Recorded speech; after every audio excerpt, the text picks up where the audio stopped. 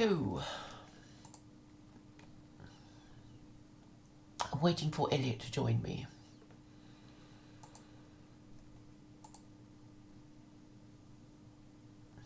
There doesn't seem to be anyone around at the moment. Oh, one person watching now. I've kind of run out of things to say. Maybe I should just play the intro. Shall I do that if nobody's ready to join me? 2 people watching now. I'll play the intro just to give you something to listen to.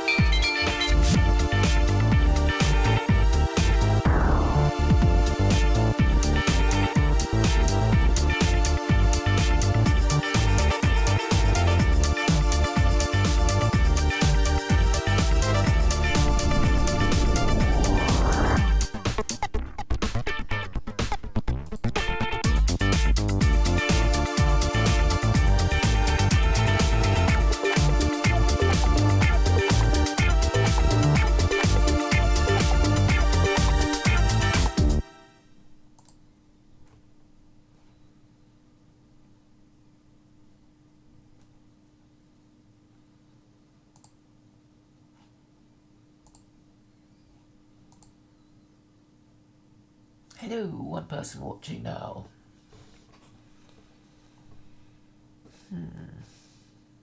I really have run out of things to say. I'm just hoping Elliott, who was asking me what happened, is going to join me soon.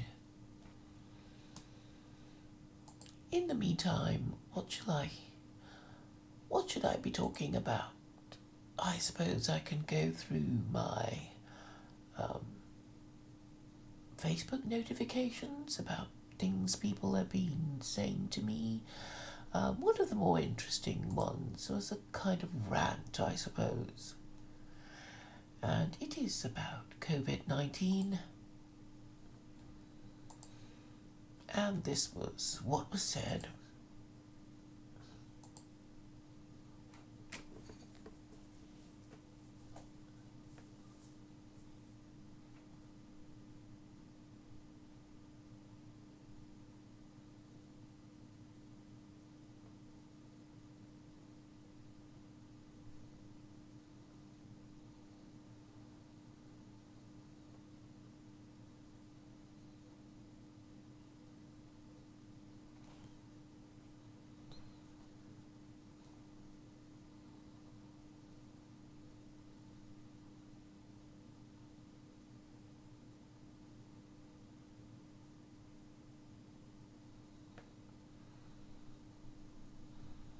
It goes, if we are all going to be destroyed by an atomic bomb, let that bomb, when it comes, find us doing sensible and human things. Praying, working, teaching, reading, listening to music, bathing the children, playing tennis, chatting to our friends over a pint and a game of darts, not huddled together like frightened sheep and thinking about bombs. They may break our bodies, a microbe can do that, but they need not dominate our minds. And I responded, not hiding under our beds or behind our sofas. And he said, that would be the act of a weakling.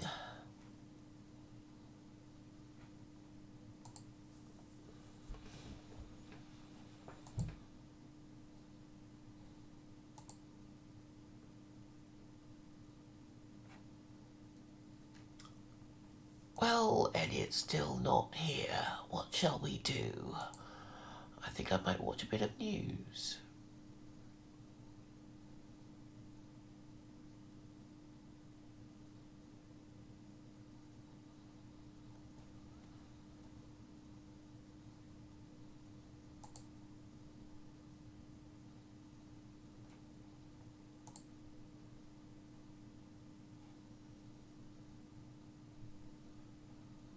COVID-19 infections now reported in at least 190 countries and territories. Leaders from all around the world are racing to respond to this global pandemic, with some leaders already contracting the virus themselves. Over in the UK, British Prime Minister Boris Johnson has revealed he has tested positive for COVID-19 after experiencing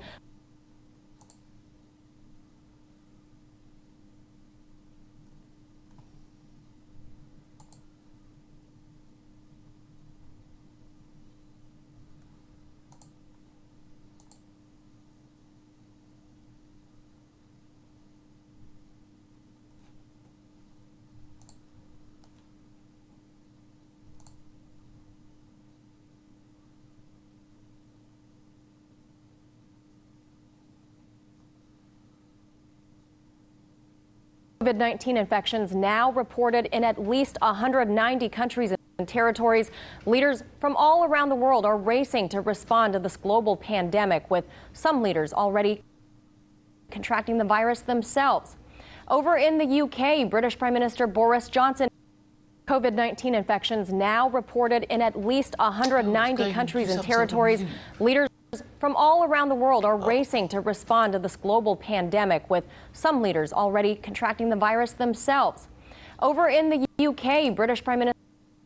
Okay, I'm going to watch Yeah, Stefan exactly. Molyneux Yes. with Does it? Am I saying James though? I don't Theodore want to get Stillwell. the wrong impression. I don't want to say that morality doesn't help an in-group, right? Because it does.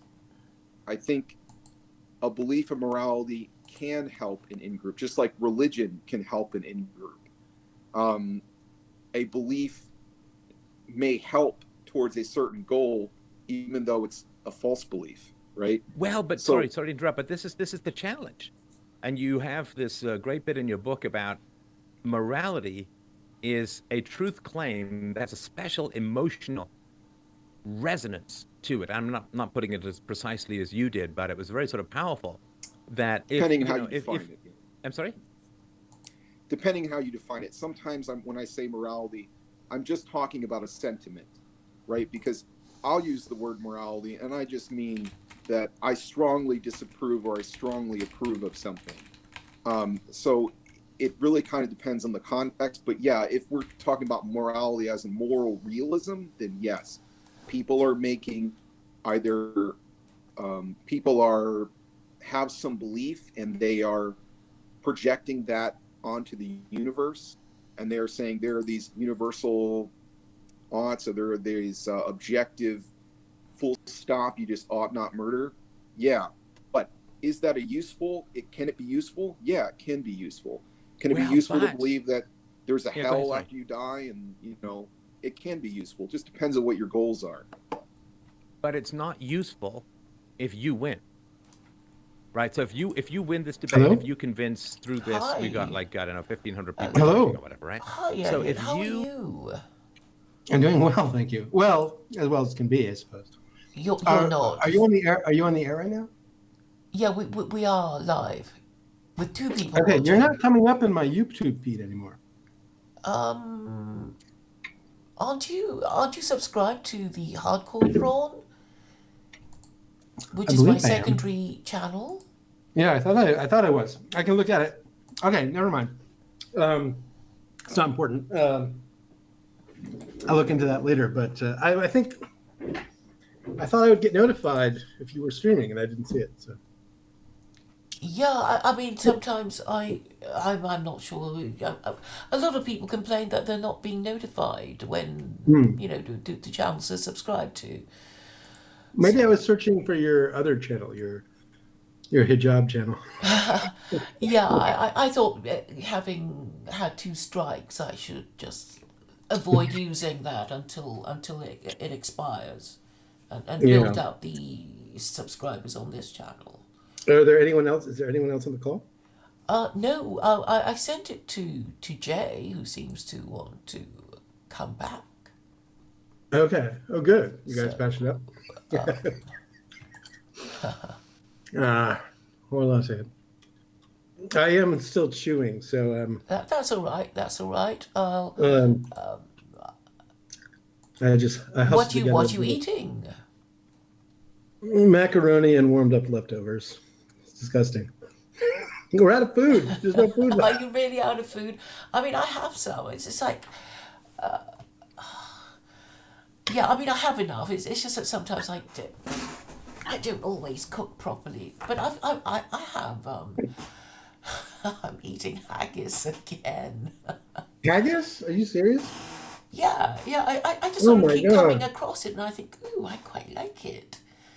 And it's just easy, That is macabre. know. But I know some people have a kind of well, some people don't like it. I think it's more than don't like it. They're just disgusted by the prospect of it. Yeah, I know. I just found, some are better than others. I'm becoming a bit of a bit more knowledgeable about the brands of haggis available. And, I don't think I've ever even seen it for sale here. but I you haven't have gone tried looking. it, or you just don't like the idea? It was so I used to know a guy who was Scottish. He was American, but he grew up in Scotland. Uh-huh. He spoke with a Scottish accent. He was effectively Scottish. Yeah. And every year he'd throw a Burns some night stuff. party. Yes, exactly. What's his name? Burns, right? Robert Yeah, Burns. Robbie. Yeah, he would throw a party. So it was all the Scottish dishes and things, and it was amusing. And it was also Scotch, the liquor, Oh yeah. which I cannot bear. Like I cannot bear it for a second. It's just so terrible to me. But it was an amusing night. Yes. But I mean, he had did haggis he there, but read I didn't poetry and partake. stuff as well? He did, yeah. He would read from it. It was lost on everybody. But hats off to him for putting together such a creative tradition. But yeah, it's becoming a drag. Like I don't know. So, can you go out, or do you go? Well, Do you go you for can walks? go out, but there's this cloud of suspicion that hangs over you if you go out. Like, and I don't have any masks. I never stocked up on any masks. I can't buy a mask. So if you go into a place, I would say about 30% of the people. I do go to the grocery store, which is open, thankfully. But I'd say about 30% of the people in there have masks on, and the other 70% don't. And I don't know. Like, I mean, I think I'm on your side here. I think this is a bit overblown. Well, But- over 1,000 people have died in the UK. So that was quite a jump from just under 500 a few days ago. Okay, do you have any sort of age demographics on that? Well, maybe you can look for it yourself. I didn't really get. Oh no, I'm just curious. I mean, that. I mean, I think they did say. I seem to remember them saying that that they're not all as elderly as you think. The youngest is 33. So I guess it's getting serious. But they say, oh, but there's nothing about this is totally unexpected. I mean, Well, we what I- would expect it to double at some stage, and in this way. I guess what's important is to know you have to have baseline for an average flu year, right?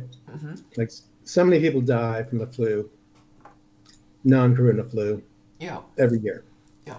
And so there's some percentage difference that distinguishes coronavirus from this flu. And I mean, it'd be nice to know what that number is because it fluctuates They're very not wildly. available yet, are they? Are they available? I mean, I don't know where to find them if they are. Well, yeah, I suppose it's all sort of Googleable, and you could do your own sort of research. But I did see an interesting video that showed that the death rate is highly correlated to air pollution. So Hubei, China, Iran, and Italy, northern Italy, I guess, is very high in air pollution, which surprised me. Uh-huh. Um, Yeah, 10,000 dead in Italy now. 10,000? Yeah, it's quite a lot, isn't it? But I think you have to find out if they're from all, are they clustered around northern Italy, which is what this particular video was showing. Mm-hmm.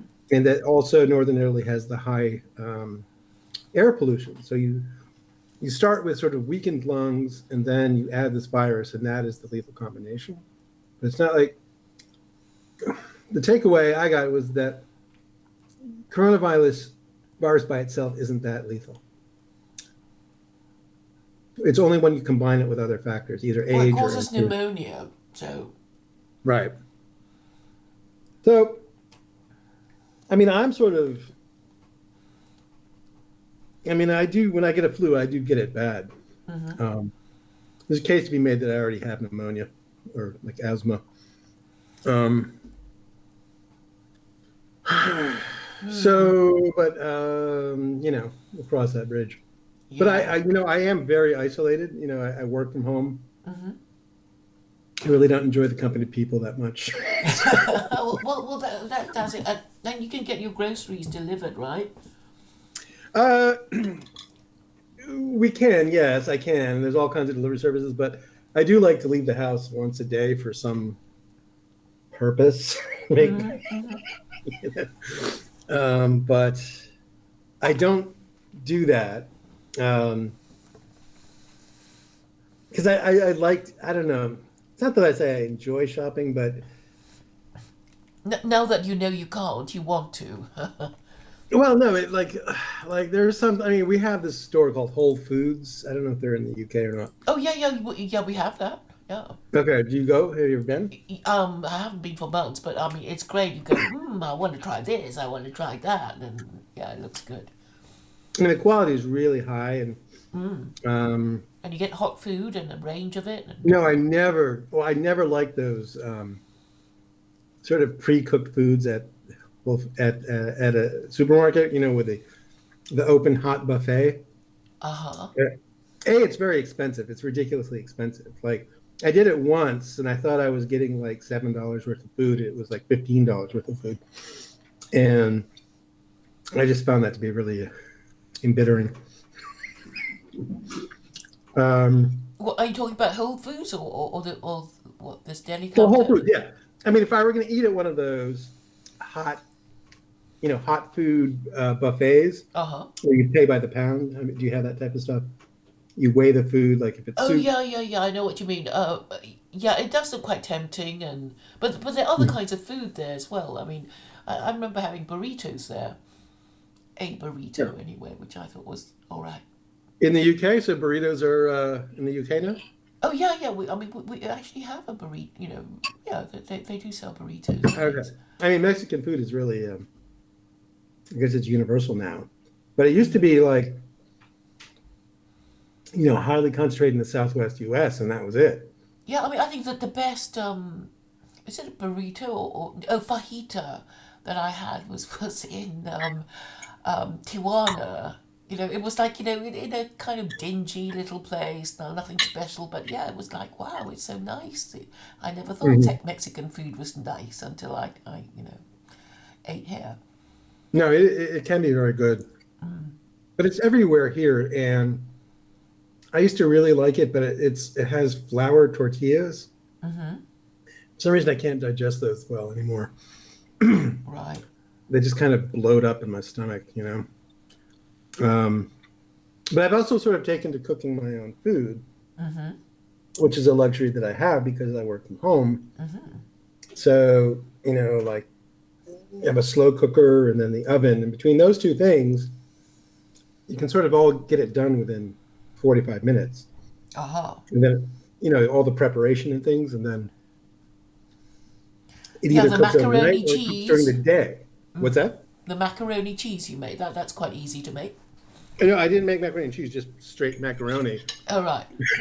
Not even macaroni cheese. Well, the macaroni and cheese with the box, it has all that like chemical cheese, that cheese powder, which, I mean, I used to eat that as a kid, but I just don't feel right after I eat that now. Oh, no, but you make your own sauce, don't you? For macaroni, I just put it in butter and then leave it at that. Oh. And soy sauce, actually. Butter and soy sauce. Wow. Well, I can... It's I, all I right, can make actually. Yeah, I guess it... It's salty, you know. It's salty, it's a bit cheesy. It mixes well with the butter for some reason. Mm-hmm. But this was, you know, it's the easiest thing. I don't want to get in the habit of doing this. It's not healthy, you know, but just so happens today I just didn't feel like cooking. Oh, you hear the cats fighting? Well, I had a bit of thumping, but it's okay. So it was. Yeah, they're going crazy. Well, because you're there all the time and they can't stand it anymore. They're fighting. Are they getting tired of you? Wishing you'd go out a bit more? They can't be apart from me for like 10 minutes. Oh. It's really charming. Like it's a crisis when I leave the house. Really? do they actually? But they don't want to follow you out, do they? They do. I have to like slam the door behind me so that they can't follow me. And then when I open the door when I'm coming back, they just freak out in ecstasy when they see me. So it's very charming. Well, they just sort of rub against They roll your legs around on like the floor. crazy. Yeah, they kind of stretch out and roll around on the floor. They're just ecstatic. It's really great. So, but it's overcast today. So normally the spring is really nice and sunny and windy and clear, you know, just kind of puffy clouds, really nice weather. Mm-hmm.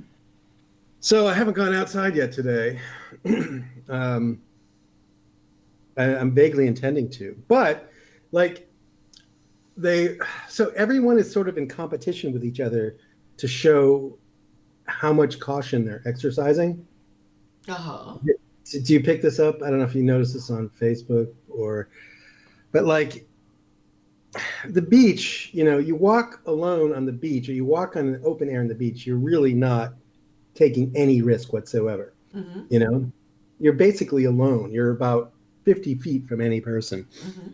And nevertheless, they found it necessary to close the parking lots on the beach.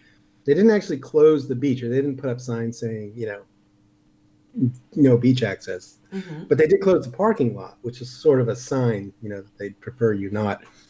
If you drove all the way here, you're not welcome. You know, you can drive right back again, kind of thing, right? That's a message. Well, these barricades, you physically can't drive your car. They've barricaded the entrance to the beach parking lot. Yeah, because otherwise everybody would go to the beach, wouldn't they? Because that was what they did in the UK, in the northern towns of England. You know, that I think it was last weekend or the weekend before last. I heard about that, and then everyone was told that, you know, the locals were really annoyed, right? Yeah, they were so outraged. How dare they, you know, treat the day as something to be enjoyed, and now they've got drones, you know, patrolling, you know, scenic areas of the countryside, telling people they have to go home if they're sunbathing innocently or, you know, going on walks and stuff. Yeah, and to me it makes sense that, I mean, they should be encouraging people to go outside, perhaps alone, but you want to keep your body healthy, you know, you want to keep your immune system healthy. Mm-hmm. And you don't have to do vigorous exercise, you just simply need to breathe some fresh air and circulate your blood for a while, and, you know. But they're I suppose they just that. don't want us to be enjoying ourselves. I mean, that's the thing. If you're doing something that means you are actually enjoying the curfew, then they're going to shoot you down or something. Well, it does seem like that. Yeah.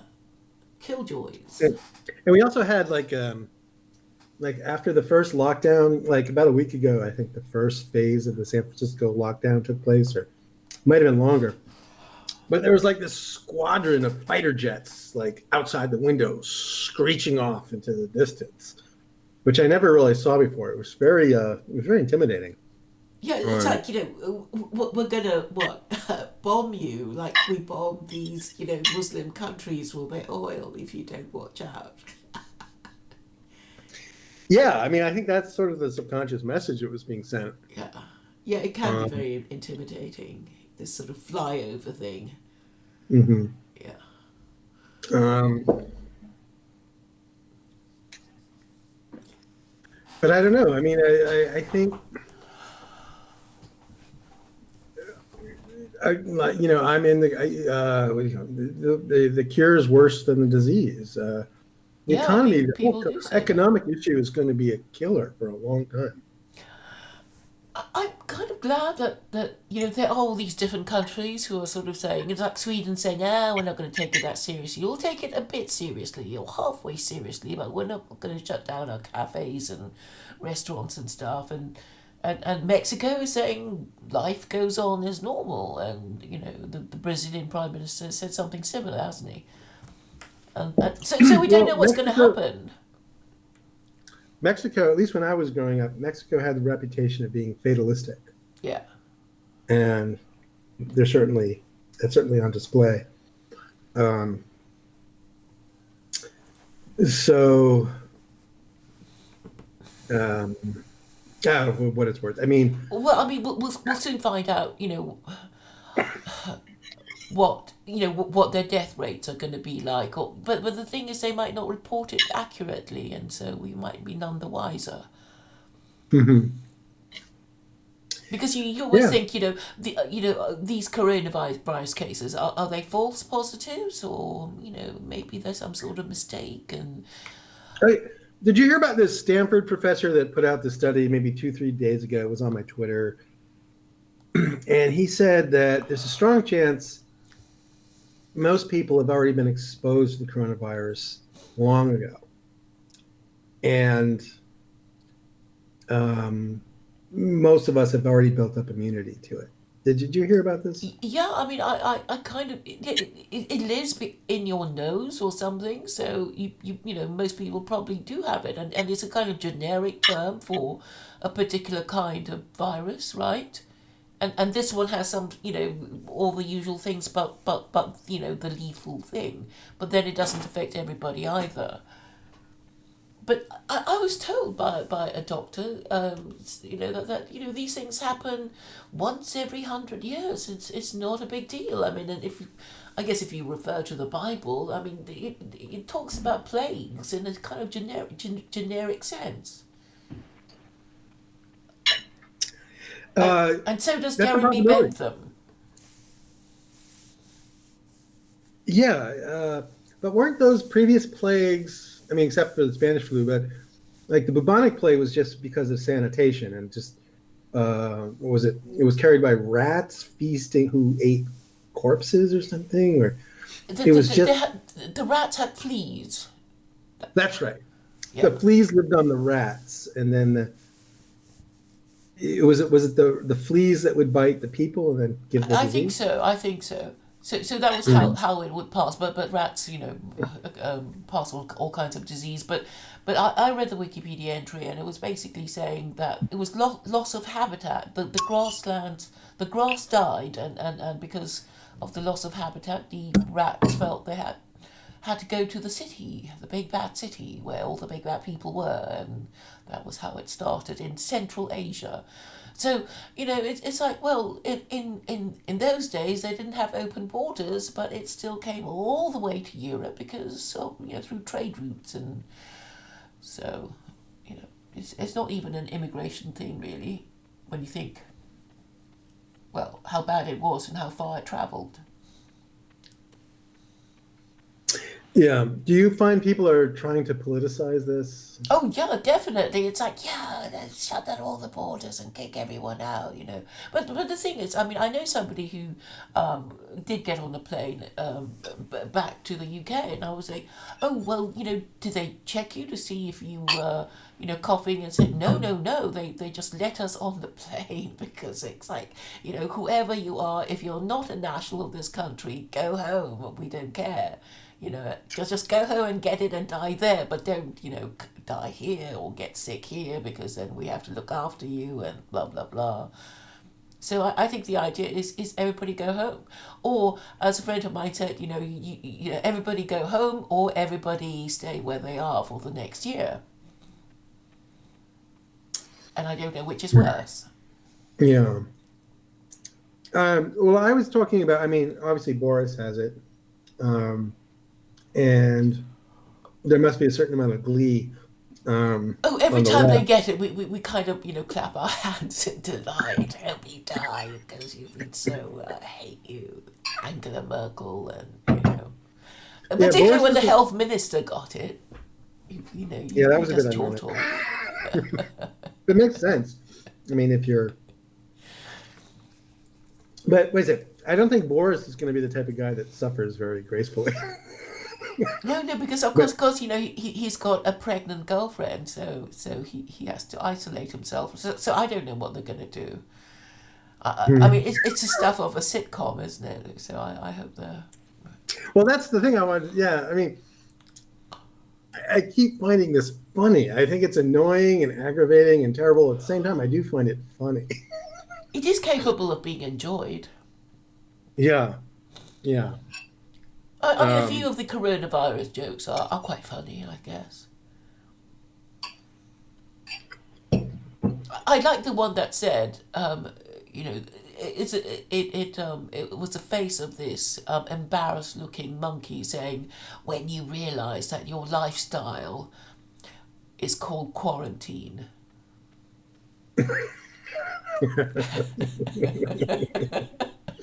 That's good. Here, wait a second. I want to pull up this Hangout so I can see the chat. Is there anybody I know in the chat? Or oh yeah. Let me have a look. Quite a few people. Woohoo. I'm just talking. No, well, it just says 4 people, but a few people. Ali S. Okay, it doesn't matter. I haven't. No, Ali. I haven't seen the Italian painter Giovanni Gasparo's possibly anti-Semitic painting. I'll have a look though. Dr. Mengeley's there. Oh, my buddy. Yeah. He says, well, there are a few Taco Bells, but I haven't seen any ones that are open still. Wait a second. I can't find the Hardcore Prawn on YouTube. Is it HARDCORE? KHAW. One word. Oh, of course.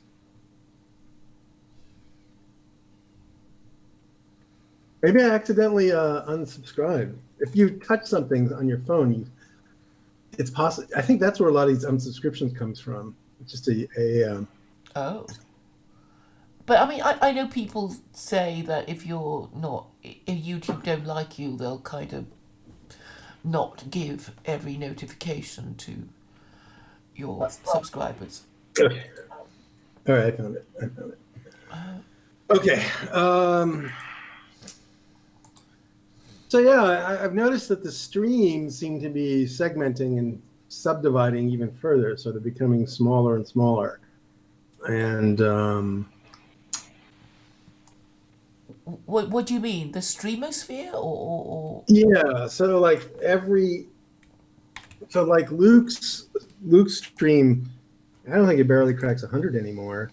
Well, everybody's suffering catastrophic loss of viewership, but so it's not. Well, even Richard Spencer was complaining.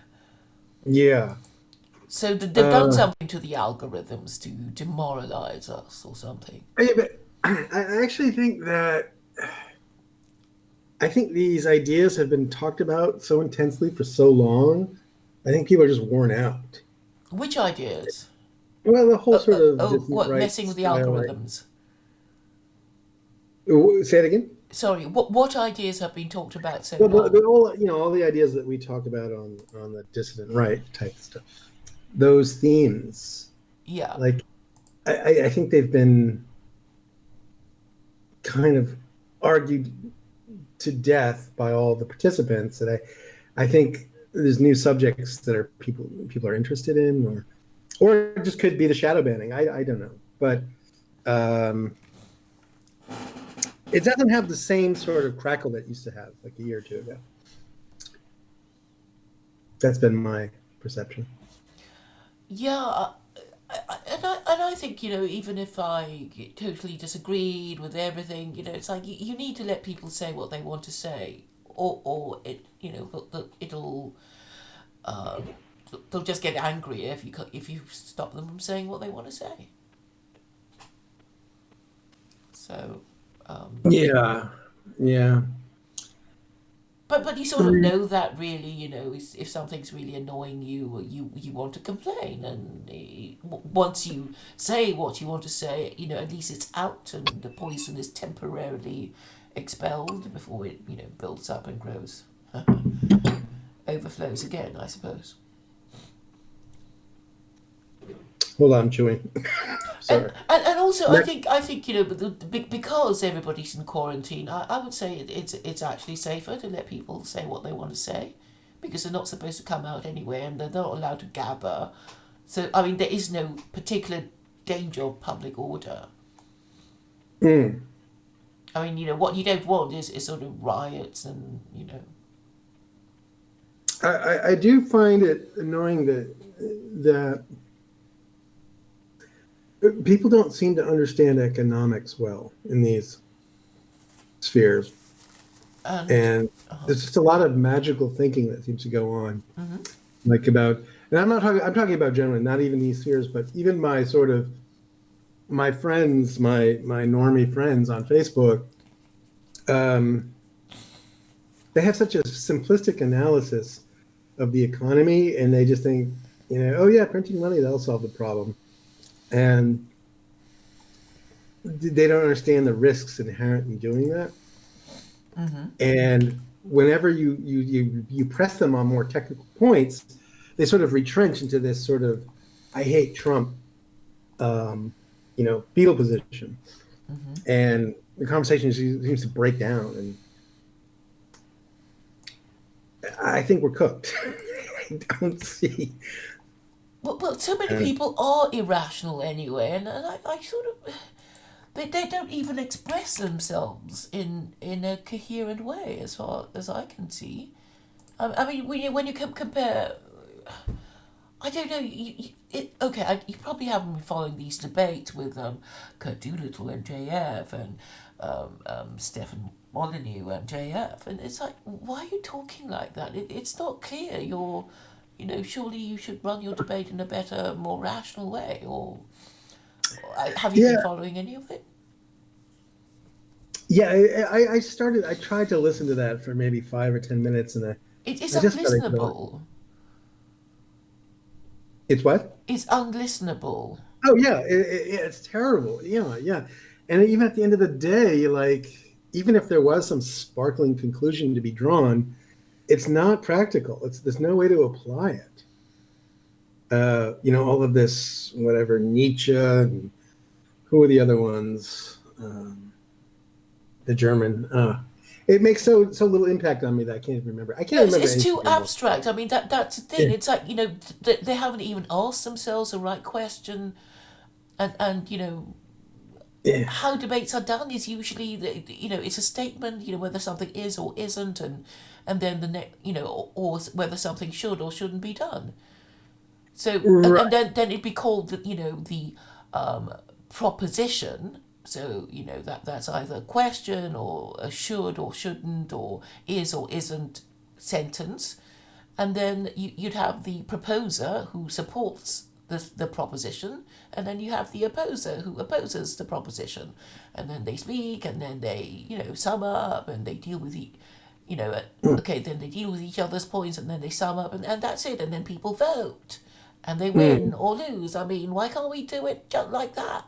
Or people just can't do it anymore? Yeah. Like Richard Spencer, he is a very smart guy, and but then he spends his time on this, film analysis, with this other guy, and it's like same sort of Daniels Sienkiewicz type of You mean abstruse Ed Doug? philosophy and nuanced observations and all of this stuff. And I'm telling you, graduate school just destroys people. Yeah, because It they just, talk shit. I mean, it's like, why do you even bother? Nobody understood you, and yeah. but it's all abstraction. For JF and Stefan Molyneux, it's really moral nihilism and universally preferred behavior.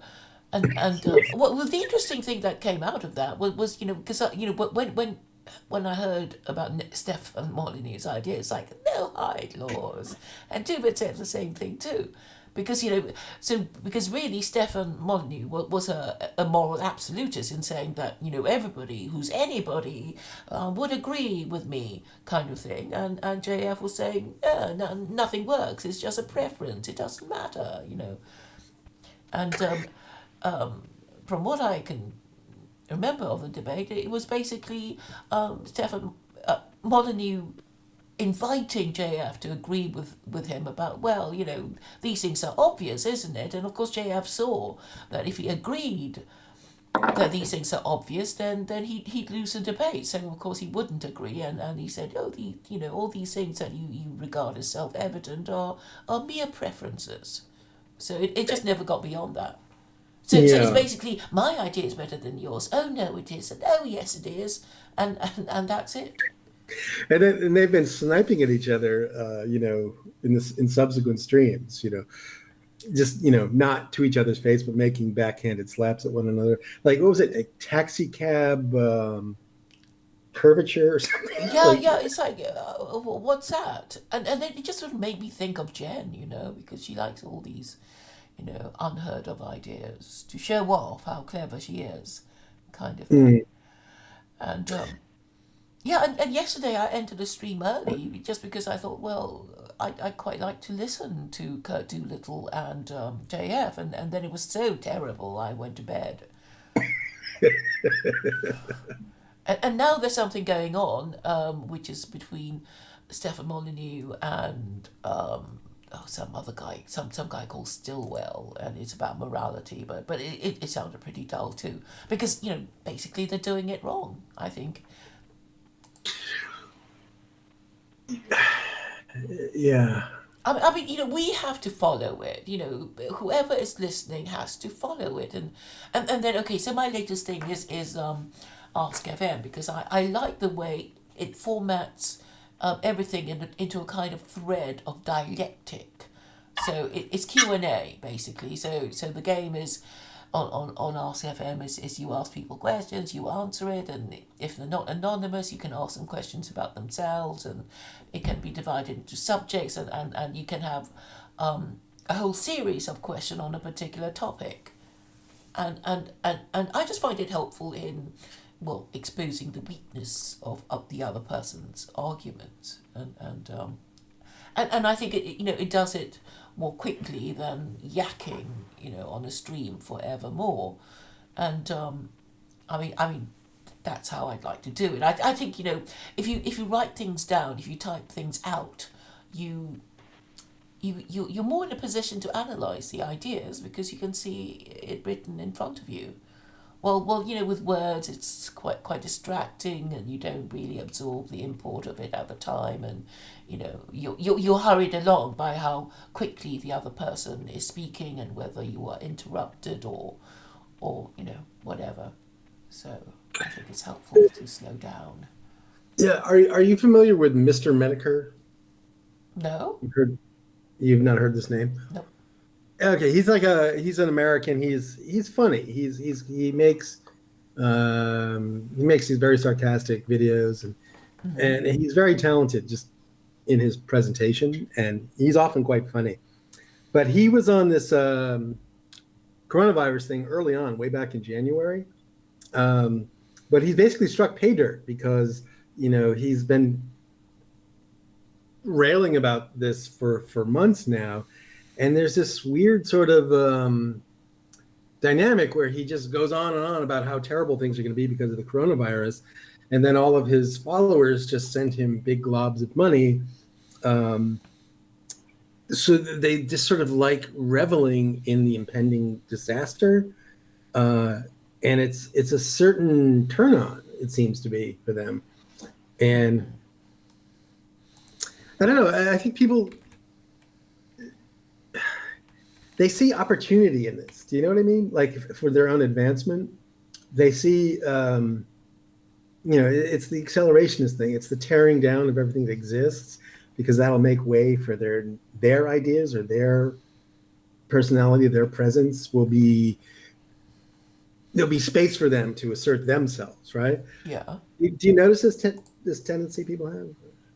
What of seeing the COVID-19 as a kind of beginning of the end of the Yeah, established reveling in the order? destruction, right? Just sort of Yeah. reveling in the what they think as, like a serious calamity. Yeah. But I guess there's this kind of, the end of world feeling to many maybe it's because we're so early in the beginning of the century. I don't know, mind you.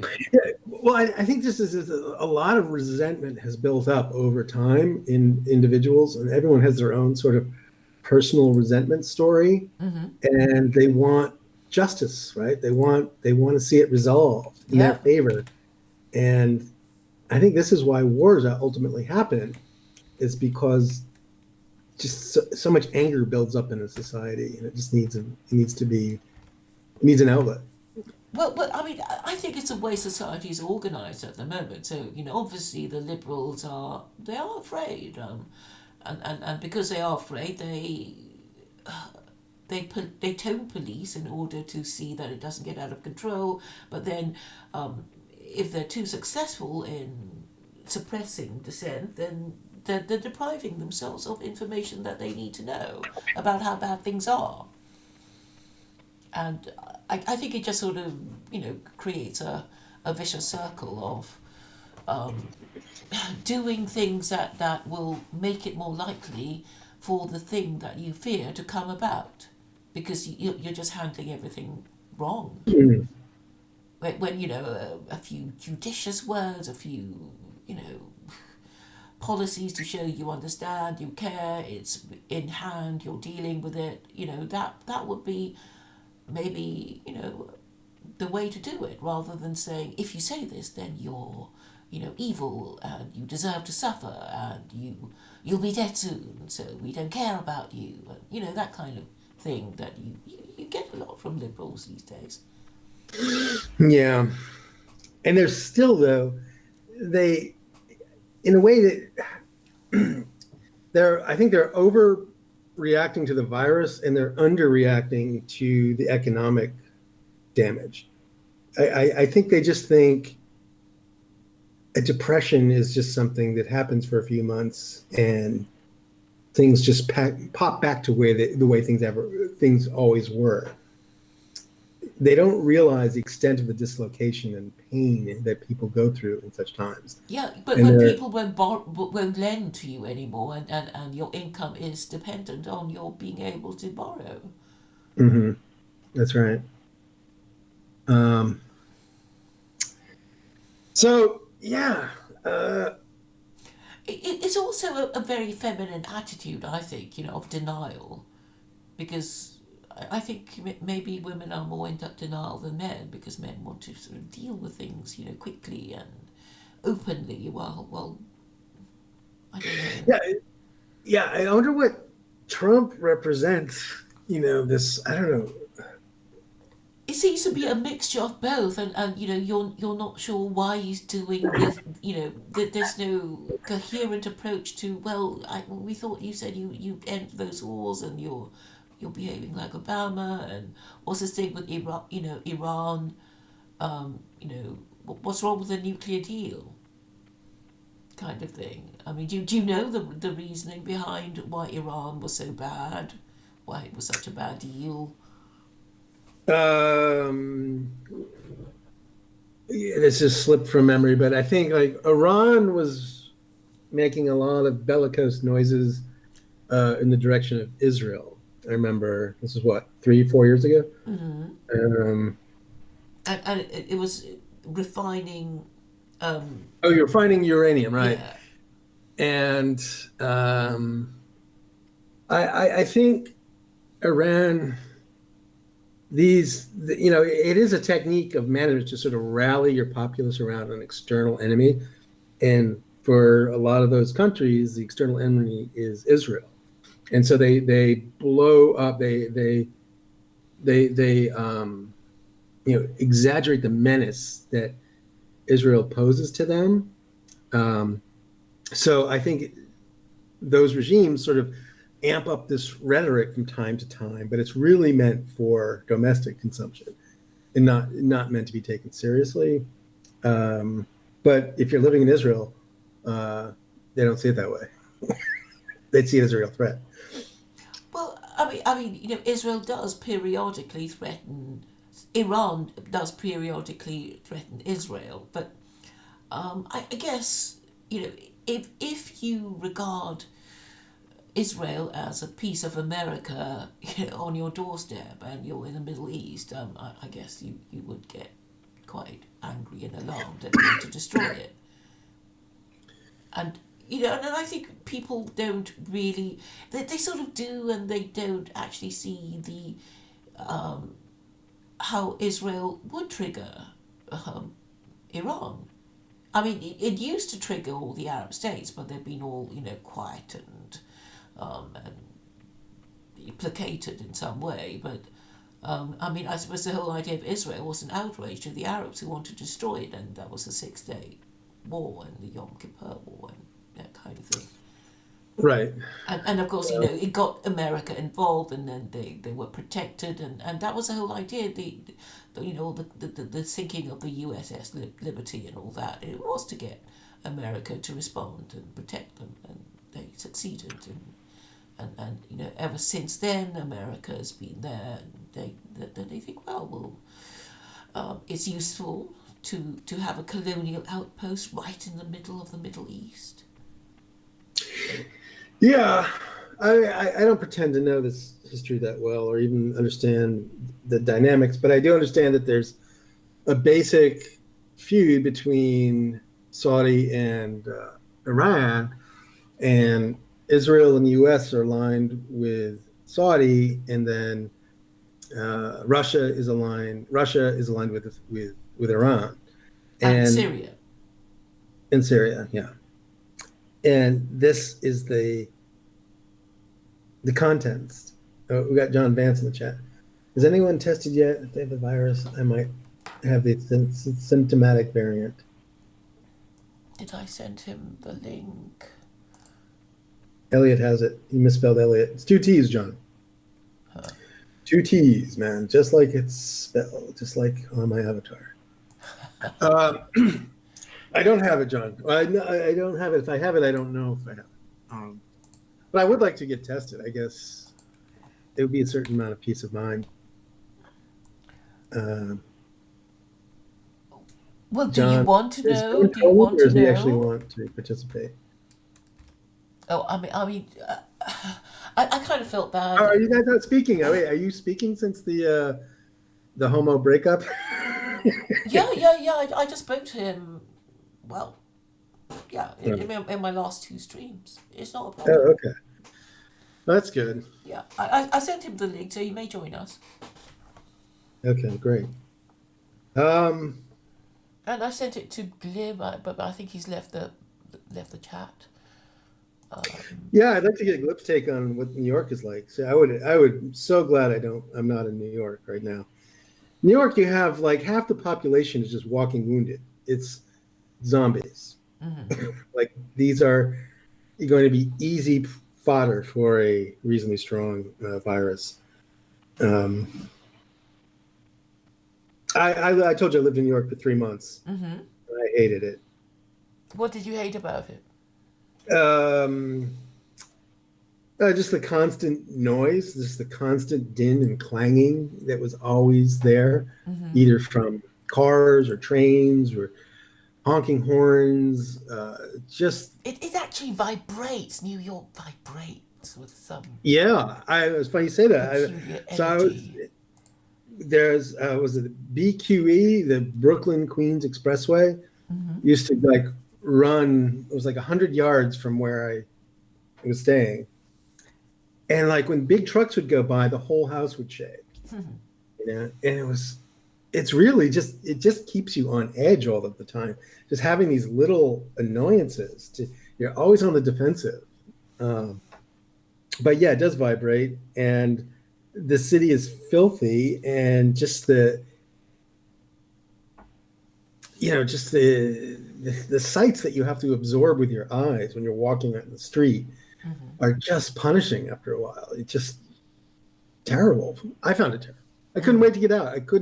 I was so glad. I moved there. I went there with the intention of moving there full time, and I just pulled the plug on it and just moved to California. So you were there for 3 months, and Yeah. yeah. But so where are you from originally? Which state were you from? Well, I was born in Connecticut on the East Coast. Uh-huh. I grew up in New England, basically around Boston, but even further north in Maine. And then All these I quiet sort of moved. places. Huh? All these quiet places. I mean, I I Yeah, think yeah, of yeah, Maine yeah, and yeah. And I Connecticut. hated It's it. I quiet. chafed against it. It was so boring, for a Uh-huh. kid to grow Uh-huh. up there, But now it's actually quite appealing, but it also has significant drawbacks, and the culture is just somnambulant. It offers nothing. But if you're like me and you have the internet, I guess you don't need anything. But the winters are also very, very difficult in New England. Yeah, Maine. My goodness. Yeah. But Maine is significantly colder than New York, even though it's not that much further away. It's about 200 miles from New York City, but yeah, it's like a different climatic region. it was And Arctic the last time. I mean, okay, I stopped in the airport. I mean, on the way to, yeah, oh, really? You stopped yeah, in Maine? Okay. yeah. I think I remember they were selling Maine lobsters in boxes, but we didn't buy any. Yeah. Yeah, that's, yes. The lobsters aren't kosher, so I don't know if they're permitted in secular Coriolism. But Of yeah, course, it would be. uh, everyone always has a cold in Maine. They're always talking. Their nose is always stuffed up with something because uh, they are they eat poorly. They eat a lot of dairy products, and it's cold. So it's I don't even want to imitate it because I get triggered. But when you hear it, you just want to be as far away from as possible. But architecturally, it's great. You have these old farmhouses that are sort of built in the 1800s, Federalist style. They're just painted white with black roofs, and it's just very austere and uh, just visually, it's just very understated but attractive. It's not offensive like the rest of the country. It hasn't been bulldozed and turned into these grim subdivisions that most of the West is like. So Webb says I have the proper New England take on New York City. Oh, Uh, so have you been to New York, Claire? Have you? yeah, twice. How long were you there? I think about a week the last time, which was about 10 years ago, maybe 10. Okay. Yeah, But did you spend like multiple days or was it just a couple of days? Like multiple weeks? about a week. About a week? Yeah, Uh, and it was over the Christmas did you stay in a holidays. hotel or did you do an Airbnb? Hotel. Okay. Yeah. And I'm trying to remember where we stayed, but yeah, we saw Ground Zero and things like that. So that was good. Okay. Yeah. Yeah. And it wasn't too cold. No, yeah, the spring and fall in New York are great, but the winter and summer are terrible, in my opinion. The summer is the absolute worst. It's torrid during the day, and all the heat just kind of sinks into those buildings, these brick buildings. Oh So yes, I can it imagine cools off. It doesn't cool off until like 3 a.m, and then and then it's the impossible sun to comes sleep. out again. I ran from there. I was so happy when I set foot back in California. It's like when you get off the plane in California, it's like at least in San Francisco, in the fall, there are these eucalyptus trees that are all around here that were imported from Australia, but they took over because they're an invasive species, but they leave the air with this slight perfume, and it's just you only notice it after you've been away, and then you fly back, and then you smell it for the first time. But it was just so relaxing just to be the hell out of there. Right. Now, yeah, I totally understand why people live in California. I also understand why people hate California, but pound for pound, it's the day-to-day people life, that they hate, California isn't is it? just a walk in the park. It's the people that they hate, right? In California? Yeah. Well, it's got its problems. It's got at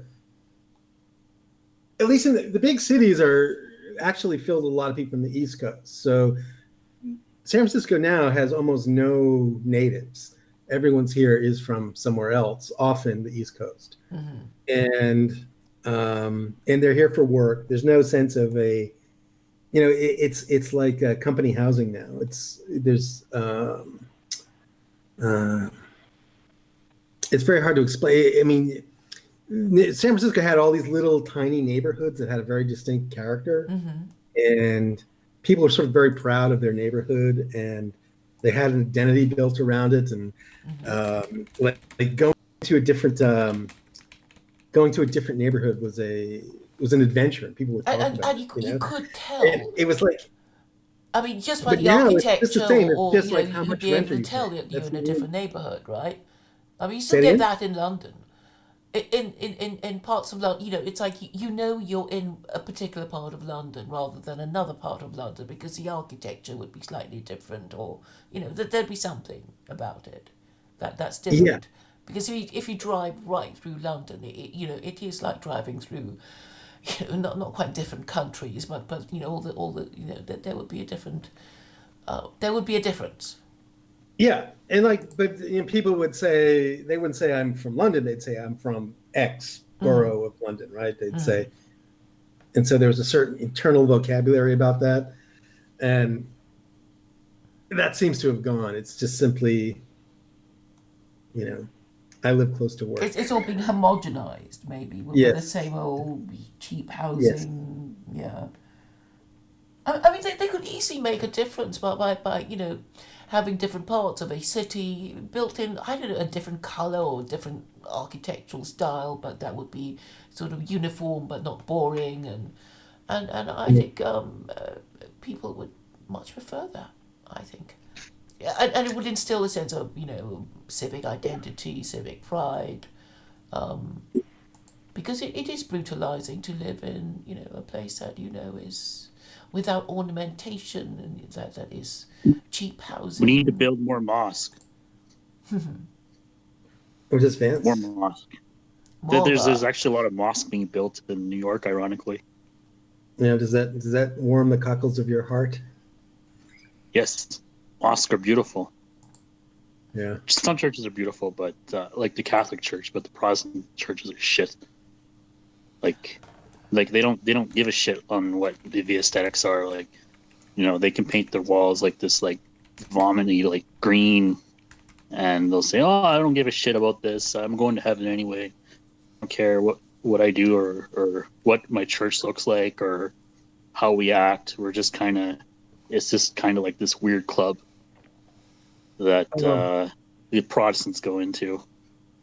Whereas the Catholic Church it's more, I guess, traditional and hierarchical in its structure.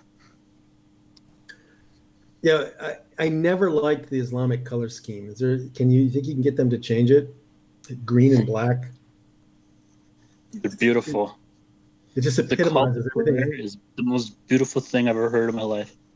Really? You and Obama, huh? Yeah. I have to say, when I was like, Who doesn't want to call to prayer at 6 o'clock in the morning? Come on now, it's beautiful. who wouldn't rather just walk calmly and quietly out in nature at 6 in the morning as the sun rises over the horizon? Allah. Yeah, you could do the call to prayer there too if you want. No one's So gonna you do? stop Are you doing the call to prayer now? Is it time? Huh? Not yet? It's You I still think the learning next it? prayer is in about an hour or so. No, Oh, it'll but be you in a do couple it. hours. But you do it now. Yeah, I have notifications on my phone Oh, that's good. that notifies me. So if something buzzes, that's probably what it is. Great. I had like a brief, and I mean ultra brief, interest in Islam when I was about 19. And I Oh used yeah. to scream Allah just because I thought it was fun to scream. Mm-hmm. And I had it down. I was sort of imitating the call to prayer, and it was Were you reciting the prayers in Arabic? one word, I guess. Yeah. That's it. Yeah. I never really adopted faith, but I just somehow, it was like around the first Gulf War, where if Mm-hmm. you were opposed to the Gulf War, you sort of developed an interest in Islam just as a political statement. This was in my left-wing days. Mm-hmm. So everyone would sort of really fetishize Islamic culture as an act of, defiance and protest to the United States. I don't think it's like that nowadays. Like, it was recently like the left used the term Islamophobia, but I don't think the left is actually defending Islam that much anymore. They're more interested in subverting it along with other religions like Christianity into something that's not. But I mean, Christianity, I mean, that's been subverted for a long time, but Islam doesn't have necessarily the same history of subversion as Christianity. So it's kind of weird now that there's like a Muslim gay pride parade in the UK. Is there really? Yeah. Claire, have you seen this? What? Sorry. There's John's a Muslim referencing. gay pride parade. Oh yeah, I saw pictures of that. Well, I don't know how seriously it can be taken. I mean, obviously there will be Muslims who are gay and will want to, defy their own community, but I sometimes feel that it's been got up. Like that the authorities are actually encouraging this to send a message. Yeah, like the elite, they want to subvert it. They want it like it's a minority of people, but I mean, even if you're gay in Islam, I mean, it's not necessarily you're discreet out of the about it. religion, but it's not something to be like proud of. And I've heard some Christians say this as well too, but they're more heavily subverted than Islam. But I it's just a slap in the face. It's very offensive to be prideful about sodomy. Yeah. I mean, what I think they're probably trying to do, the liberals, is to sort of anglicize Islam, but in a way that says, oh, you just believe what you like, but you can't, you can't have Sharia, and I think they think they can do the same thing, do what they did to Christianity to Islam, to say religion is a private matter. We don't care what you believe, but in normal society, you can't do this. Your religion, your scripture may say do this, that, and the other, but you can't even talk about it. That kind of thing. But maybe it's harder to do this to Muslims because their rules are so clear, while nothing is that clear in the New Testament. but yeah. I think it's still clear. I think it's still clear in the public consciousness of what Islam is. It's actually enforcing rules and not tolerating extramarital sex as a norm, and seeing all these gay bars in the cities and bastard children. I think people, especially because I'm a white Muslim, they kind of are like, oh shit, like this guy's serious, Where if it was a brown, it's kind of like a token Muslim. Yeah, you're just It's a like, oh, it's cultural. my token friend. But if it's a white Muslim, it's like, oh shit, like this guy's serious. I get that look like the public, like when I was going to a mosque for prayer, and the lady thought I was in there to do Fix some maintenance to something. the mosque, and I was like, no, I'm not doing any maintenance to the mosque. I'm praying, and she just kind of just gave me this like weird look, like, what? You're Yeah, white. yeah. It's in the subconscious, like it's supposed to be like a white, like Judeo-Christian Western values, and Islam is like this invading kind of religion. But I don't see it that way at all. I think I see it as being a more proper Christian than worshiping an idol. So, are you going to adopt a Muslim name? Yeah, once all this shit settles. What you mean after the quarantine is over, or do you mean Yeah, something else? Okay. this virus just shows how freaking inferior Western governments are dealing with an existential threat. Like, no one can really give an objective picture on what this thing is.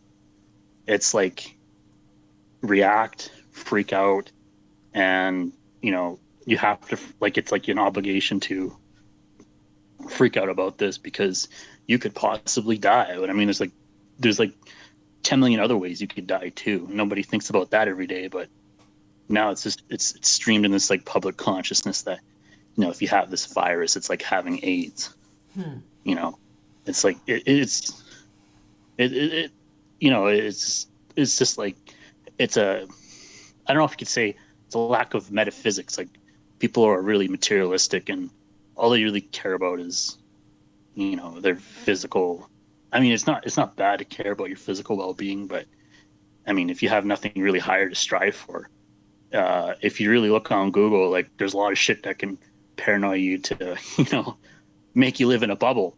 Well, There's a lot of stuff that can kill you. So yeah. I I mean, mean, it is undignified, really. But mhm, yes. I mean, some people say, I just feel with self-loathing that the government is behaving in this way of, wrapping everyone up in cotton wool, and really, people are just saying, oh, we'll just take the chance, we'd rather do that than, stay at home, and most of us can't afford to, and you're loading even more debt into the economy by, promising to, keep us at home and pay us 80% of our income or whatever. So, Hmm. so how many people have died in Canada so far of COVID? I think last time I checked was like 8. 8. Gosh. And- Hmm. So but I mean, like, One per there's other province. people, huh? How many provinces are there in Canada? 10 provinces and 3 territories. Okay. what's the It's difference not between even a one. province Not and even. There's some provinces that are completely unscathed. Oh, that'd be the territories. Well, I mean, there's What's the places in difference between a Canada that province have and a this territory? virus that are pretty isolated too. There's a lot of isolated spots in Canada where you're like, that's never going to get there, and it's there. It's pretty virulent. But I mean, it's like a weak strain. It's like an asymptomatic strain, but everyone's pumping into this propaganda machine that this is like the end of the world. This is like it's a fatality rate of 30%, and if you get it, you're likely to die, and everyone's like paranoid right now. That's weird, but yeah, I mean, the effective use of propaganda just goes to show. I mean, there's plenty of other things that you could die from, but if you just highlight one thing that you could die from and it's very effective in being spread quickly, you can get a lot of people paranoid and get them to do a lot of, stupid things. Well, you notice how everyone just thinks that everyone's automatically entitled to a fully stocked, state of the art intensive care unit, right? And that just because we don't have one for every citizen in the country, we're just deficient as a country. And this is just part of your birthright to have heroic medical interventions at the ready for hordes of people at all times, right? We can't contemplate death, and this is really exposing that. Like the idea of shutting down an economy for 3 months so you can, you don't have to experience too much discomfort in the health industry is idiotic, and I don't think they've considered the consequences of doing that. I mean, what happens if the police get sick? Who's going to do the policing? You're going to have like gangs run around, start running shit, and start taxing people. They're going to start. Probably they do that already, but it's just going to be more apparent, and there's going to be more break-ins. There's going to be more, chaos. There's going to be people who are bored or intoxicated or because of all the liquor stores are open. And they're going to do some crazy shit too. It's just like I'm worried about the response. I'm not necessarily worried about the disease itself. I mean, it's good like to wash your hands and take some precautions. Like, I'm not saying don't do that, but I'm just saying like to go this next step of actually shutting down the economy to the point where it's going to be a depression. That's going to be like some serious real world consequences that that are just not theoretical. It's going to be like you go outside and stuff it's not going to look good, and I think this like hysteria of you have to care about this, people might die from it. I'm just like, well, yeah, I get into philosophy, like, yeah, there's a lot of that people die from, but people's minds don't work that way. Propaganda is black or white. What is it? Can it kill you? Can it not kill you? So I guess the public decided it can kill you. So now everybody thinks that they have this now. You could possibly die from this. That's just the way the world works. I mean, we could talk about like being objective and, weighing about things about, there's the gray area here. But, when it comes to propaganda and it comes to media outlet, it's like, is it A or is it B? And then once that's decided, it's pretty much game over. But not everybody agrees with it. I think increasingly more and more people are saying, well, this is a waste of time, I don't want to do this, and more and more people are saying that now. I think even the mainstream media is reflecting this turnaround, and I think it could in theory be reversed tomorrow. It just needs a prime minister to say so, like, oh, terribly sorry, it was, let's all go back to work tomorrow, and it'll happen, and people will be happily doing that. I've heard Bill Gates say this thing will have to take about a couple months. Well, because he wants it to do, he wants to do it that way. But it's like India. It's like, these poor people, they haven't got reserves of, how many months' income to keep them, staying indoors. They have to go out to earn the money to eat that day. Mm-hmm. So unless they're going to feed all these starving Indians who will otherwise really be rampaging through, I don't know. I mean, it's like I was surprised when I heard that India would be doing the same thing too, because it's like that's a big joke. Yeah, I mean, like even like Western governments saying that, if you're going to be quarantined for 14 days if you're coming out of the country. I'm just like, okay. Are police officers going to like pull people over and say, hey, I noticed you weren't really necessarily going to the grocery store. Where have you been in the last 14 days or whatever? Like, it's like, no, it's based off of this like honor system. Like, so if you know somebody that was out of the country and you see them somewhere, you're supposed to call the police. You're supposed to turn them in? Yeah. You're This supposed is to rat on them. So all of these authoritarian measures were just up their sleeve and ready to roll. They can't enforce them. That's what I'm saying. Like, what happens if the police get sick? Who's gonna like actually respond to that call? They probably have 10 million other problems they got to deal with too, right? Yeah, no. I mean, right. it's just like it's gonna spread anyway, right? And it's like, why do we have to wash your hands, social distancing, but like shutting down the economy? That's kind of ridiculous. Yeah, I think we all agree. But who's going to be the first one to like stick their head up and say, "I think we need to end this"? Because Well, it can't you be guys. Trump. What's Well, that? Trump said he was going to get Yeah, but every time get he- America every back time- to work. But in every time he April. even gestures in this direction, you get these hysterics out of the media, and then I see these echoed in my social media. So Facebook is sort of a way of knowing, like, what people think, because they express them. So you know how effective the media is being, or at least I do, by just gauging the reaction I see from my Facebook friends. Well, I mean, okay, if you were Trump, wouldn't you take the opportunity now of, well, rounding up your enemies and throwing them out of... No, sorry. Because they're at home as well. Yeah. But it's fun. I mean, think about basically everything that was discussed on the campaign trail as being out of bounds is suddenly in bounds and in play. So UBI on the table. Here it is. Yeah. And Trump, given to you by Trump, executive of all dictatorial people. powers, here they are. Everything is manifested, and because of one virus. Something like you need an electron microscope to see. I And mean, then, yeah. But I mean, there were actually, women who were saying this is a godsend. It'll unblock the bed blockers. So there was a Scottish nurse called June Andrews, and that was what she said. Every cloud has a silver lining, and this bug will clear out a few bed blockers to make way for others. And then, of course, she was horribly attacked for saying that.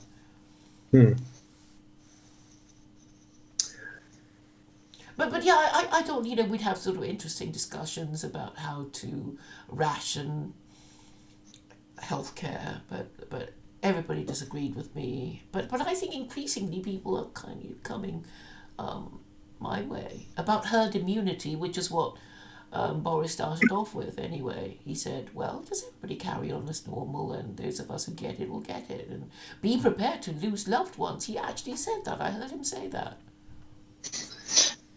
I still don't know anybody who knows anybody who actually has the virus. Oh, I might. I have a cough. What's that? I have a cough. No, you do? No. A weird itch in my throat. Do you know I anybody? haven't gone to test it yet. But I don't want to get tested. Then if I have it, then I'm gonna have to be quarantined for 14 days. Well, there's some very specific symptoms, right? That Yeah. Well, I mean, there's different variants of it. I have a weird itch in my throat, and I cough and I sneeze every once in a while. Maybe I get a stuffy nose. Who knows? That could be the flu, or that could be the coronavirus. It has a flu variant that spreads. It could be the common flu, or it could be the coronavirus. And then there's another one where it's a more milder one, I guess. The symptoms are a fever, stuffy nose, and a heavy cough or a dry cough. That's the mild one. And then the severe cases, I think they're less than 10%. That's when you can hardly breathe, and you have to use a ventilator to help you recover. Because if you don't recover, then you're gonna Then you're gonna have bodies in the streets, because we don't have so many ventilators. Well, did you hear this theory that depending on how much virus you're exposed to, determines how I wanted to use a word different than virulent, but how intense the experience is. So if you have just a very mild exposure, your body gradually develops resistance. But if you have a really large initial exposure, it Mm-hmm. it spreads throughout your body too quickly for your body to mobilize an effective defense. Well, isn't that the SARS COVID 2 that is the lethal one? The one that the governments are worried about? Oh, so there's two actual separate viruses that have been identified? Yeah, it's from the same family. Like, it's from the same family because they're like the same like molecules. But there's like a virus to mutate that quickly. It's not going to be that lethal. At least there's none yet that we know of that's very spreads quickly and is very lethal. But it's from the same family of the molecules, like the spike molecule. Like, they have these like soft, like you kind of breathe it in, and then you have like these molecules in there that are like there's like these protein receptors, I believe it's called, and once they get in there, the protein receptors kind of peel off, and then you have the spikes, and basically once it gets into your lungs, there's a lot of antibodies that come into your lungs, which inflames them, and then which would cause you difficulty in breathing. That would probably be like the most severe case. The other cases would be like a different strain would be like if you got like the fever, would be like it would just go into your immune system, and your body just needs to go in overdrive to, just like any other flu, kill off the virus. And then the asymptomatic one is like you have a cough or it maybe got into your throat, and it's like a little variant of it. But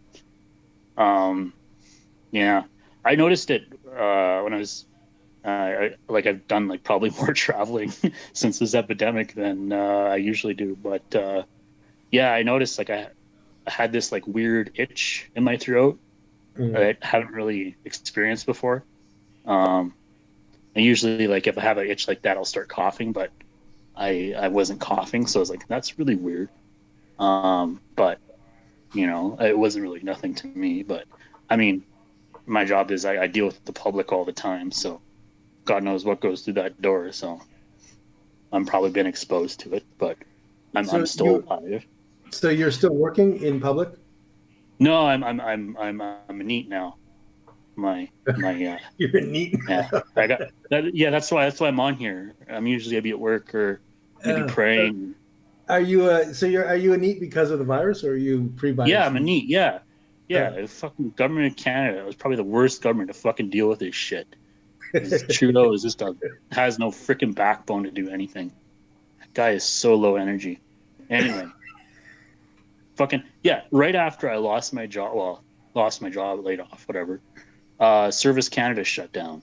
Fucking what is Service Canada? It's it's where you go to like apply for like EI or okay, I see. Yeah.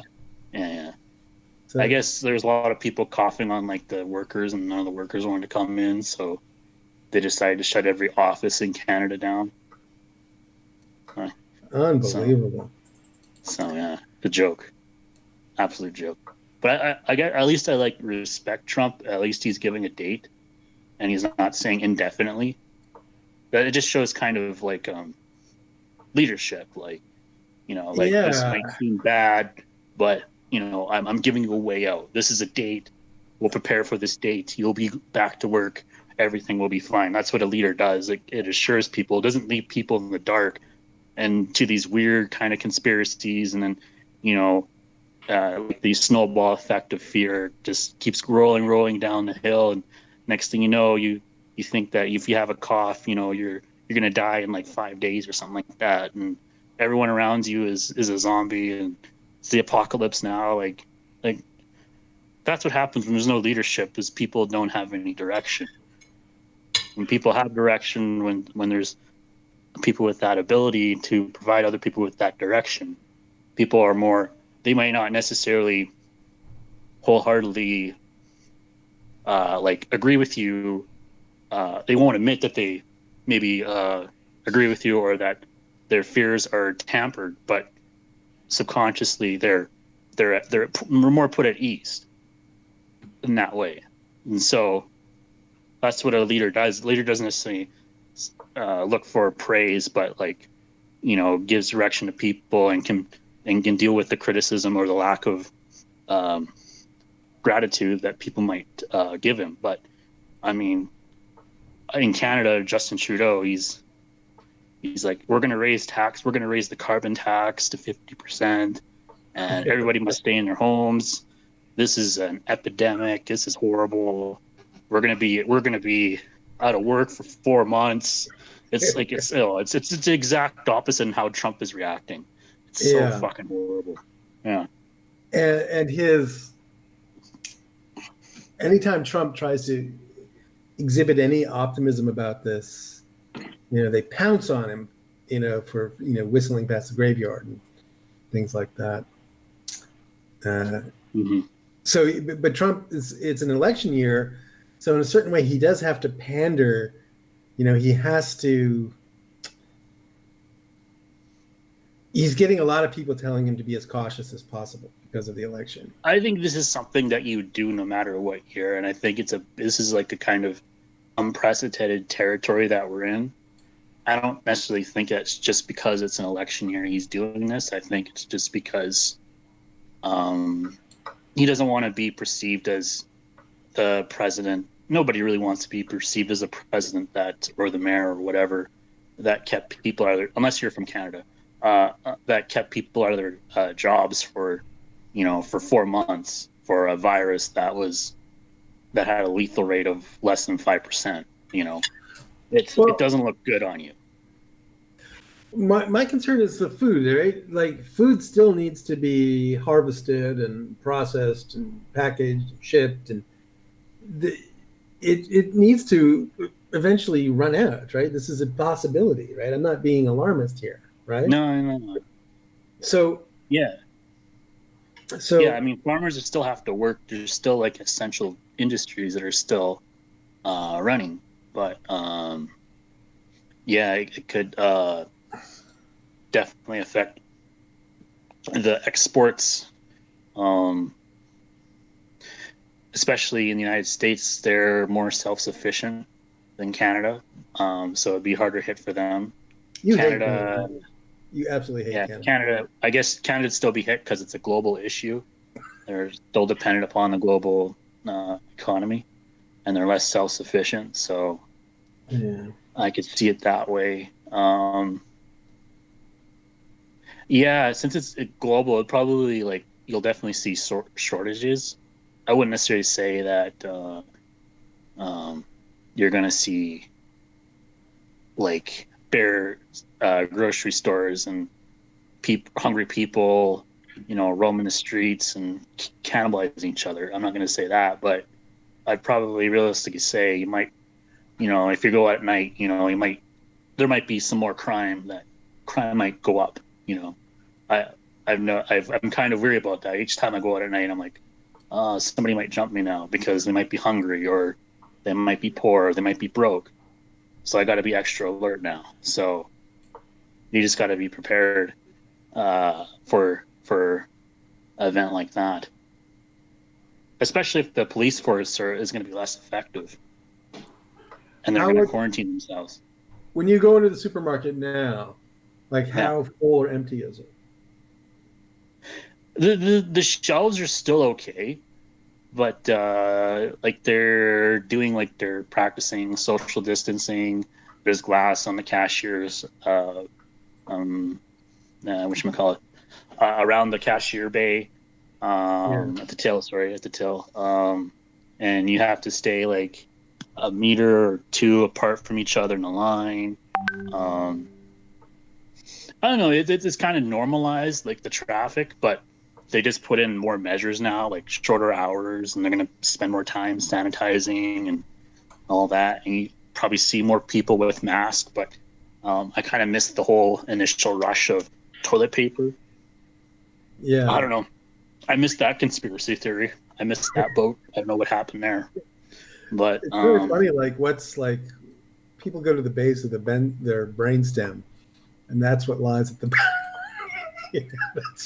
That's yeah. what it's fear. It's a what fighter. What do you like about the West most? Toilet paper. Yeah.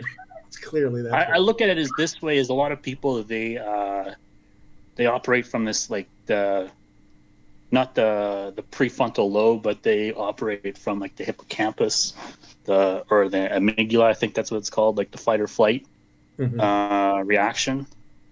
So if they instantly see something that might be threatening, they react right away. That's why propaganda is so useful when it's clear. So if you can appeal to that, because most like the average IQ is probably like around 100, 105. So if you can like activate that, that's definitely going to like maybe to other people that'd be like, I don't know, that's just crazy behavior. Why are you stocking like the toilet paper? Why don't you just stock up on guns or food or non-perishable food? Why are you hoarding all these like fresh bananas that you're never going to eat? That they're going to go bad by the time you get to it. Like hoarding like a month's of supply of bananas. I don't know, that's or bread. I mean, unless you keep it in the freezer. If you have a lot of freezer room, that'd be cool. But like fresh fruit, like bananas or apples, eventually go bad after a while. I don't know. Not the best food to stock up on. And toilet paper, I never got. Like you can always just use water, Yeah, old school. Yeah, the Muslim shower. Yet another advent. Yeah. Oh, Sharia boy. law. Well, Sharia law is talking about it. It's like it's withering after a while. Like you can't even talk about the future anymore because the future is like thrown into doubt. Yeah. People aren't really excited about living, it doesn't seem. Yeah, and you're just like, you wish you could be more optimistic about it, but you're surrounded by these people that that are reacting very poorly to this, and that's probably the more frightening aspect of it. It's not the virus itself; it's like how are people reacting to this? That is quite scary, I guess you could say. Like all this like hoarding of weird shit. Hoarding and then reselling it for a profit. Yeah, it's pretty bad form. It breeds more contempt, but at the same time, it's like, I understand where these people are. I can empathize where they're coming from, and I'm not like one of those types that's like I'm above it all or anything like that. Like, I really want to get in touch with why they're thinking that way and empathize what they're doing, and it scares. In a way, it scares the shit out of me, but at the same time, I don't let that fear freeze me. Like it's good to be in touch with your feelings. In a way, like fear is not necessarily a bad thing; it's a normal thing. So it's good to like maybe prepare yourself. Like be more vigilant when you're out at night. Be prepared. Something might happen. So when you say you're NEAT now, yes, you get some sort of benefit from the government to keep you afloat. Yeah, like this COVID-19 benefit. I'm supposed to get. It's $2,000 a month. Yeah. I'm supposed to get. So for 4 months. Indefinitely, or is it like 4 months? 4 months. They're planning it for 4 months, which is like that's like So the whole Suicide. country's going to be on the dole for 4 months. Is that what you're saying? Non-essential, yeah, for 4 months. There's like 1 million unemployed people in Canada right now, like instantaneously. That's what I'm saying. I'm like, This is this is not not going to work. good. Like, I don't like the response of this. You know, is Not it like gonna fucking work. it's just like fucking 4 months? It's like fuck, that's so stupid. But Yeah, I think they were talking about in the U.S. It's like you get like $1,200. Yeah, But that, I mean, in San Francisco, that's a joke. That's not even a month's rent. So there's going yeah, to in be. some areas, if you live in San Francisco. But the thing is, in San Francisco, the laws, the rent laws are incredibly tenant favoring. So it's really hard to become evicted. I mean, you can ultimately will be evicted. Mhm. And I can just see people stopping paying rent en masse and creating this, cascading default of. So if people stop paying the rent, then the mortgage payments aren't made, and then ultimately this all trickles up to the banks, and it's just going to be the numbers are going to be enormous. We're gonna have the French Revolution all over again. We're gonna see the guillotine again. You excited about that? I know Claire is. I've probably got one. I Got one in mean, the closet. Probably sharpening it up right now. I'm not even saying this to be anti-Semitic, but bankers like white, especially like white Anglo-Saxons or from the tribe. I'm sorry. I'm sorry. But they're pieces of shit, and they've gotten away with so much. And like the whole like They're going to be 2008 hunted like crisis. jackals. Yeah. Yeah. And you heard that they're moving to some Wyoming town or something like that. I don't know. Like these people make money off of nothing. Like they provide no value to the economy, and they crash the fucking economy for the regular worker. Like these people don't care. No, All they care about is if they have their little fortress and their little castle, and they're away from it all. They're away from the diversity. They're away from, the pandemic. That's all they care about. And then they'll have us fighting against each other. It's like, who has the virus? Who has the virus? Oh, we gotta shut down the economy for 4 months because we don't want to I don't know, we don't want to overrun the house. Like the whole New York thing. I heard that's like a bit of a fraud too. Like the pandemic in New York, like it's been overblown. In what sense? Like, I don't know. I was just seeing this one video of the hospital there there were still ambulances there, and the workers said that there was not that many people who were diagnosed with the virus.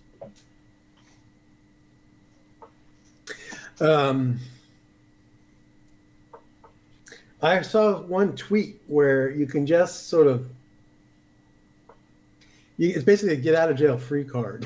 You can just, you have you don't pay a bill and they call you up and you just invoke the COVID virus and then the problems just disappear. They leave you alone. Like it's this. Did you know what I'm talking about? You hear about this?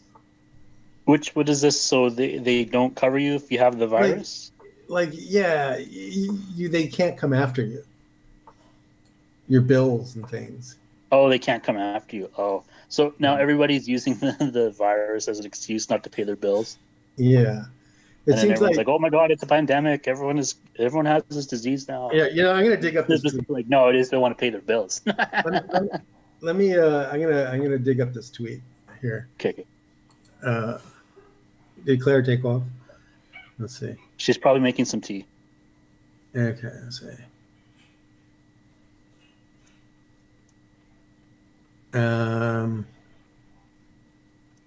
Looking at this.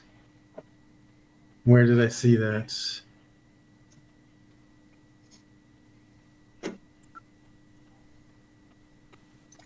I'm not finding it. This is bad radio. Oh dear. Don't worry. sorry, it's quarantine. Oh, I wouldn't dear. be here. I wouldn't be here if it wasn't for the quarantine. So nobody really has anywhere to go. Yeah.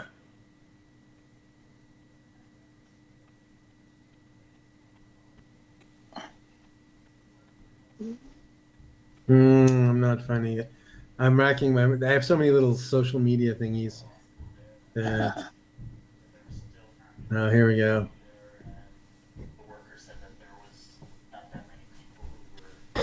Yeah. Well, let's just assume I'm not going to find it. But it's the idea that you can basically absolve yourself of any accountability just by invoking the virus, right? I saw one tweet And you can just sort of it's fun for a while, but if everyone starts doing that, what get out of jail happens? free card. You have a Moral No one hazard. pays pay a you. bill, they call you up. Oh yeah, I was going to talk about like a Boeing before this outbreak. Boeing Like, was the airline, the manufacturer of aircraft.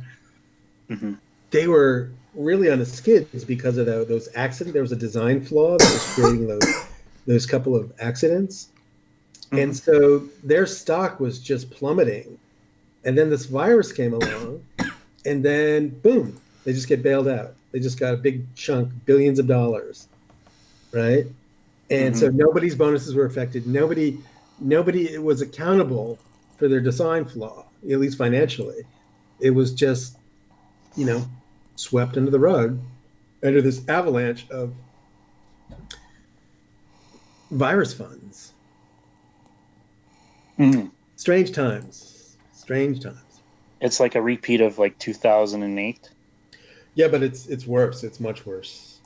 The numbers are just. I heard the numbers go anywhere from 6-10 trillion. I think the entire economy is 21 trillion, the U.S. economy. And so we're talking about a quarter, to approaching a half of money that was just manufactured overnight by the Federal Money Reserve. printer go brr. Say what? Have you seen the meme? The money printer go brr. No. It's supposed to be a knock against centrists who are for the status quo. Yes. And they're like, money printer go brr. Oh, you need to go on the dole for 4 months? Oh, we'll print some more money. Yeah. So isn't this the Weimar scenario? Isn't this what led to? It's getting there. Oh boy.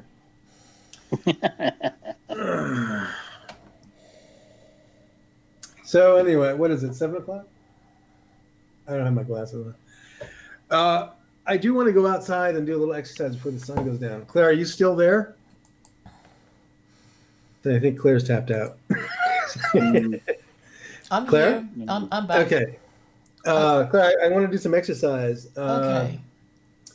So I don't know. Keep calm, carry on, or Yeah. what's any parting words?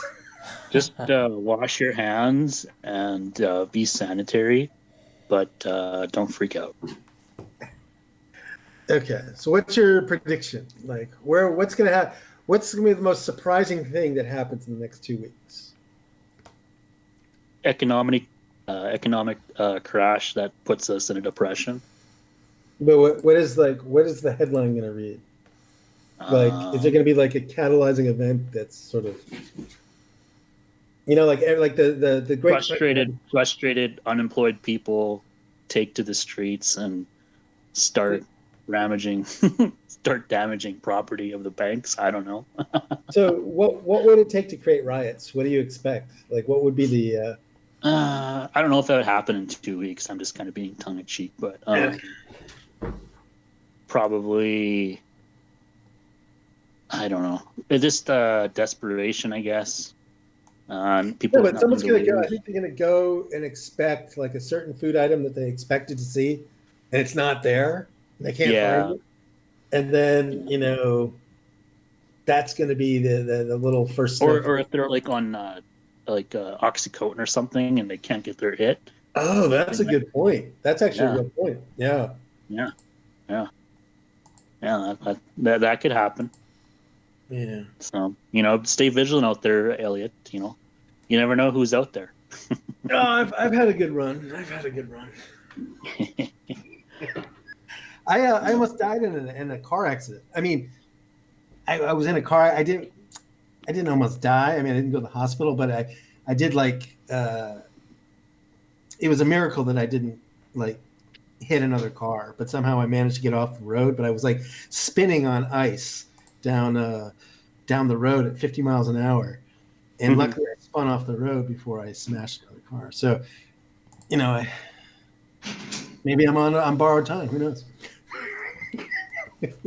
We got to put bubble wrap around all vehicles now. Yeah, it's a government mandate.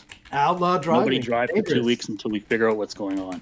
Driving is dangerous. Hair harm morality. So. Yeah. Yeah, I mean, there's definitely some instances in life where you feel like, oh my God, I'm actually going to die. And then, you make it through it and you're like, it just gives you a new perspective. A new appreciation again. Yeah. Yeah, I mean, I think most of us have sort of been nearly run over, kind of thing. Mm-hmm. Yeah. Yeah. Whose phone is that? Oh, it's prayer time. Oh, okay. All right. I guess I better close the stream down then anyway. And go to bed. All right. Should I do a prayer? Take us out with a prayer, man. Yeah, go on. I can take you out with the prayer. All right. Subhanaka Allahumma wa bihamdika wa tabarakasmuka wa ta'ala jadduka wa la ilaha